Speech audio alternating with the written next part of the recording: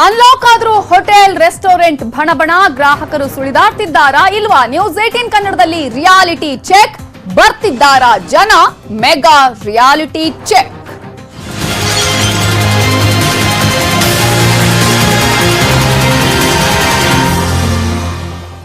ಚಾಮರಾಜನಗರದಲ್ಲಿ ವಲಸೆ ಕಾರ್ಮಿಕ ಆತ್ಮಹತ್ಯೆಯನ್ನ ಮಾಡಿಕೊಂಡಿದ್ದು ಹೋಟೆಲ್ನಲ್ಲಿ ಕೆಲಸ ಮಾಡ್ತಾ ಇದ್ದ ಕೇರಳ ಮೂಲದ ವ್ಯಕ್ತಿ ಪೆಟ್ರೋಲ್ ಸುರಿದು ಬೆಂಕಿ ಹಚ್ಚಿಕೊಂಡು ಆತ್ಮಹತ್ಯೆಯನ್ನ ಮಾಡಿಕೊಂಡಿದ್ದಾರೆ.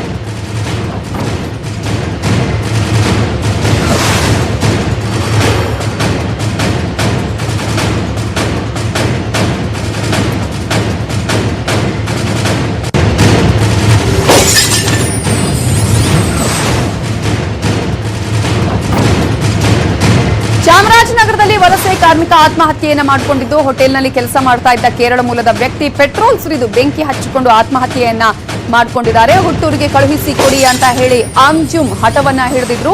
ಲಾಕ್ಡೌನ್ ನಿಂದ ಕೇರಳಕ್ಕೆ ಬಸ್ ಸೌಲಭ್ಯವಿಲ್ಲದ ಹಿನ್ನೆಲೆ ಬಸ್ ಸಂಚಾರ ಶುರುವಾದ ಮೇಲೆ ಕಳುಹಿಸುವಂತಹ ಭರವಸೆಯನ್ನ ನೀಡಲಾಗಿತ್ತು. ಆದರೆ ಊರಿಗೆ ಹೋಗೋದಕ್ಕೆ ಸಾಧ್ಯ ಆಗಿಲ್ಲ ಅನ್ನುವಂತಹ ಕಾರಣಕ್ಕಾಗಿ ಆತ್ಮಹತ್ಯೆಯನ್ನ ಮಾಡಿಕೊಂಡಿದ್ದಾರೆ. ಬಸ್ ನಿಲ್ದಾಣದ ಬಳಿಯ ಮಯೂರ ಲಾಡ್ಜ್ನಲ್ಲಿ ಈ ಘಟನೆ ನಡೆದಿದೆ. ಕಳೆದ 2 ತಿಂಗಳಿಂದ ಹೋಟೆಲಲ್ಲೇ ಉಳಿದಿದ್ರು ವ್ಯಕ್ತಿ. ಅಂಜು 35 ವರ್ಷದ ವ್ಯಕ್ತಿ ಆತ್ಮಹತ್ಯೆಗೆ ಶರಣಾಗಿರುವಂತಹ ಕೇರಳದ ವ್ಯಕ್ತಿ. ಕೇರಳದ ಮಲಪುರಂ ನಿವಾಸಿ ಕೂಡ ಆಗಿರುವ ಅಂಜುಮ್ ಅವರು ಆತ್ಮಹತ್ಯೆಯನ್ನು ಮಾಡಿಕೊಂಡಿದ್ದಾರೆ. ಪಟ್ಟಣ ಪೊಲೀಸ್ ಠಾಣೆಯಲ್ಲಿ ಪ್ರಕರಣ ದಾಖಲಾಗಿದೆ.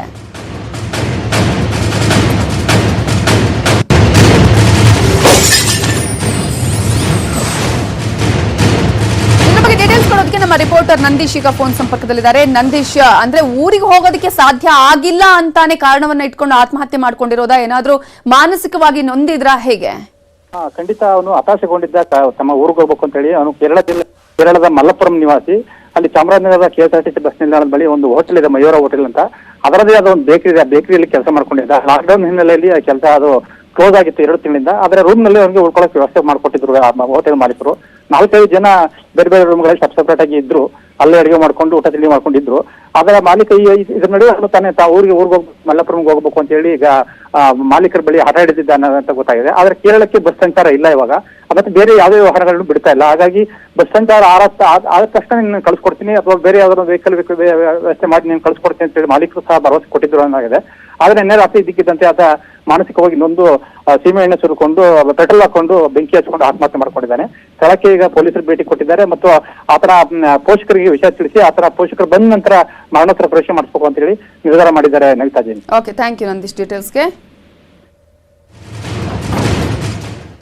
ಅನ್ಲಾಕ್ ಆದ್ರೂ ಹೋಟೆಲ್ ರೆಸ್ಟೋರೆಂಟ್ಗಳಿಗೆ ನಷ್ಟ. ರೆಸ್ಟೋರೆಂಟ್ ಹೋಟೆಲ್ಗಳಿಗೆ ಗ್ರಾಹಕರೇ ಕಡಿಮೆ. ಬೆಂಗಳೂರಲ್ಲಿ ಖಾಲಿ ಹೊಡಿತಾ ಇದೆ ರೆಸ್ಟೋರೆಂಟ್. ಬೆಂಗಳೂರಲ್ಲಿ ಈಗ ಗ್ರಾಹಕರು ಬರ್ತಾ ಇಲ್ಲ ಹೋಟೆಲ್ಗಳಿಗೆ, ರೆಸ್ಟೋರೆಂಟ್ಗಳಿಗೆ. ಲಾಕ್ಡೌನ್ ಮುಗಿದು ಅನ್ಲಾಕ್ ಆಗಿದೆ, ಆದ್ರೂ ಕೂಡ ಜನ ಹೋಟೆಲ್ಗಳ ಕಡೆ ಮುಖ ಮಾಡ್ತಾ ಇಲ್ಲ.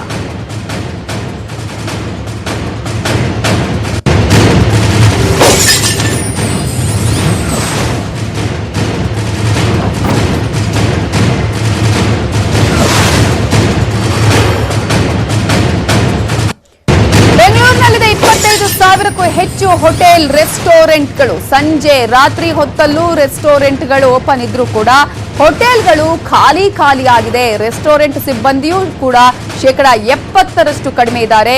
ಸ್ವಂತ ರಾಜ್ಯಗಳಿಗೆ ತೆರಳಿದ್ದಾರೆ ಸಿಬ್ಬಂದಿ. ವಾಪಸ್ ಬರೋದಕ್ಕೆ ಹಿಂದೇಟನ್ನ ಹಾಕ್ತಾ ಇದ್ದಾರೆ. ಗ್ರಾಹಕರು ಕೂಡ ಕಡಿಮೆಯಾಗಿದ್ದಾರೆ, ವ್ಯಾಪಾರವೂ ಕಡಿಮೆಯಾಗಿದೆ, ಸಿಬ್ಬಂದಿಯೂ ಕಡಿಮೆಯಾಗಿದ್ದಾರೆ.